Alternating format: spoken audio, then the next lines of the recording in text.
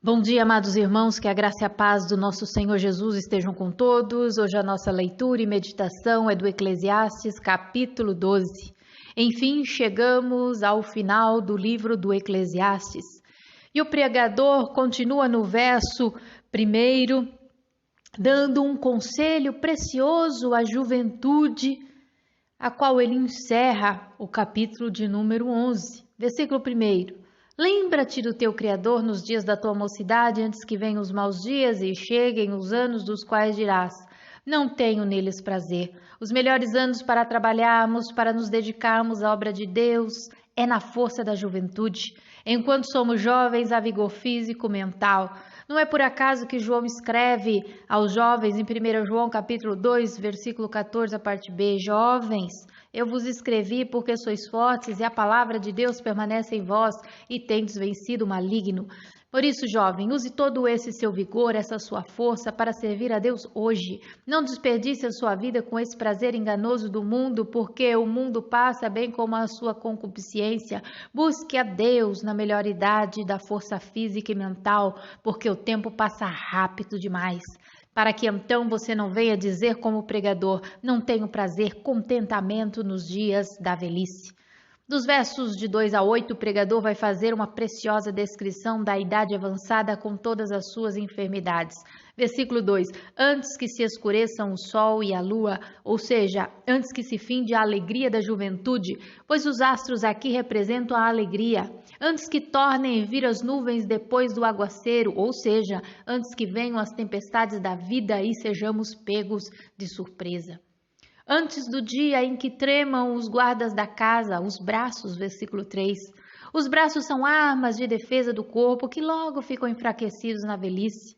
Antes de se curvarem os homens outrora fortes, as tuas pernas, versículos 3.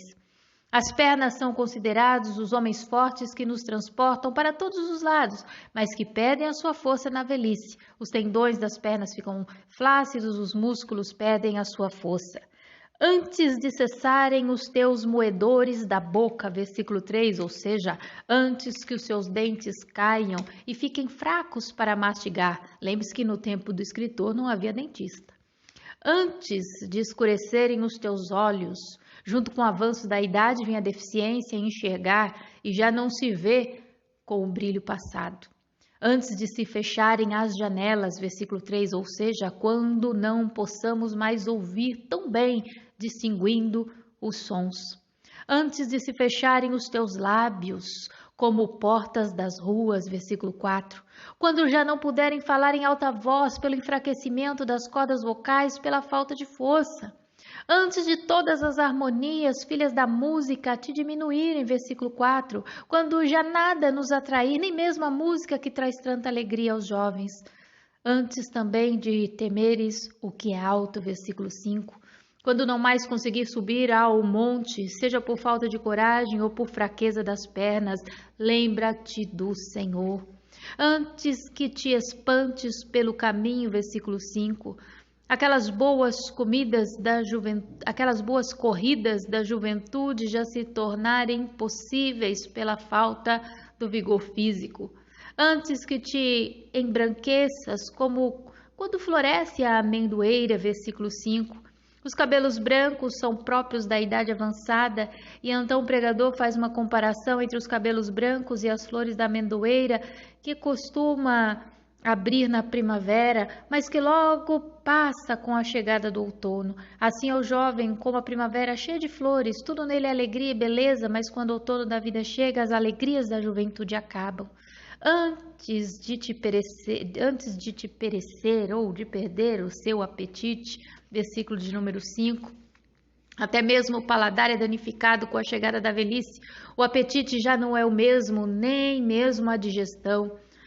A falta de sentir o sabor dos alimentos torna-se um problema porque deixamos de nos alimentar adequadamente, e quando isso acontece é sinal de que a morte está por vir. Antes que rompa o fio de prata e se despedace o copo de ouro, versículo 6.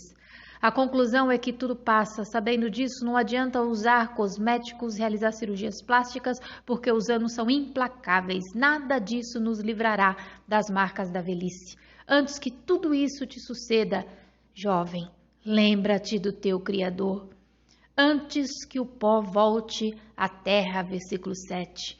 Assim ele termina essa sessão no versículo 8 dizendo: vaidade de vaidade, diz o pregador, tudo é vaidade. Afinal, tudo termina no pó, tanto as vaidades da mocidade como as vaidades da velhice, todas terão o mesmo fim. Enfim, tudo passa e chega ao seu final. Dos versículos 9 ao 14, o pregador encerra as suas palavras nos trazendo a sua conclusão. Ele declarou que buscou ensinar, dar conhecimento ao povo, bem como Provérbios, traçando assim uma união entre o livro de Provérbios e Eclesiastes, nos direcionando a acreditar, portanto, ser Salomão o provável autor de ambos os livros. Ele deixa claro que suas palavras são palavras de verdade, versículo de número 10. Ainda que para alguns não fossem agradáveis, todavia palavras da verdade devem ser aceitas, pois as palavras dos sábios, conforme versículo 11, diz assim, são como aguilhões e como pregos bem fixados, as sentenças coligidas, dadas pelo único pastor, ou seja, dadas pelo Deus Todo-Poderoso, porque Ele é o nosso único pastor. Por fim, ele encerra este livro nos ensinando o dever de todo homem, versículo 13 e 14, de tudo que se tem ouvido, a suma é, teme a Deus e guarda os seus mandamentos, porque isso é o dever de todo homem, porque Deus há de trazer a juízo todas as obras, até as que estão escondidas, quer sejam boas, quer sejam más. Salomão bem sabia de que estava escrevendo. Sua experiência lhe dava autoridade. De acordo com os historiadores, o livro do Eclesiastes foi por ele escrito já na sua velhice, e a falta do temor a Deus e a sua negligência em guardar os mandamentos lhe custaram caro. 1 Reis, capítulo 11, do verso 4 ao 13, diz assim: porque sucedeu que no tempo da velhice de Salomão, suas mulheres lhe perverteram o coração para seguir outros deuses, e o seu coração não era perfeito para com o Senhor seu Deus, como o coração de Davi seu pai, porque Salomão seguiu Astarote, deusa dos Sidônios, e Milcom, a abominação dos Amonitas. Assim fez Salomão o que parecia mal aos olhos do Senhor, e não perseverou em seguir ao Senhor como Davi seu pai. E então edificou Salomão um alto a Quemós, a abominação dos Moabitas sobre o monte que está diante de Jerusalém, e a Moloque, a abominação dos filhos de Amon, e assim fez para com todas as suas mulheres estrangeiras, as quais queimavam incenso e sacrificavam a seus deuses.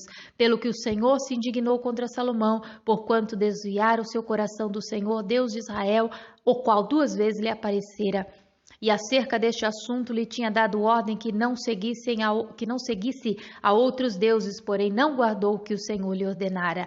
Assim disse o Senhor a Salomão, pois que houve isto em ti, que não guardasses a minha aliança e os meus estatutos que te mandei, certamente rasgarei de ti este reino e o darei a teu servo. Todavia, nos teus dias não o farei por amor de Davi teu pai, da mão de teu filho rasgarei, porém todo o reino não rasgarei. Uma tribo darei a teu filho por amor do meu servo Davi e por amor a Jerusalém que tenho escolhido. Portanto, ele chega ao final do Eclesiastes nos alertando a observar esses 2 deveres que ele negligenciou. Primeiro, temer a Deus. Segundo, guardar os seus mandamentos. Afinal, eu e você sabemos que um dia Deus julgará todas as nossas obras, quer sejam boas ou más. Obrigada a todos que nos acompanharam até aqui. Esperamos que tenham aprendido um pouquinho mais desse difícil, porém maravilhoso livro. Mas quero te desafiar a continuar conosco, lendo e meditando na Palavra de Deus. Na próxima segunda-feira, iniciaremos a leitura e meditação do livro de Cântico dos Cânticos ou Cantares de Salomão. Que Deus vos abençoe grandemente e até domingo, onde trarei uma breve introdução do livro de Cantares de Salomão. Amém.